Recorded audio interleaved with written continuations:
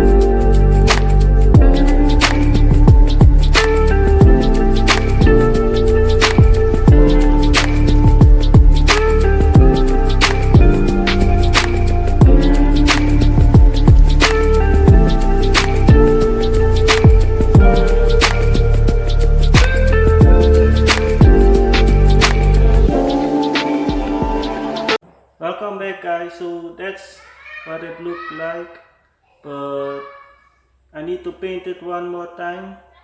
So I'm gonna end today's video. We're done for today, and thank you for watching, and don't forget to subscribe and hit that like button.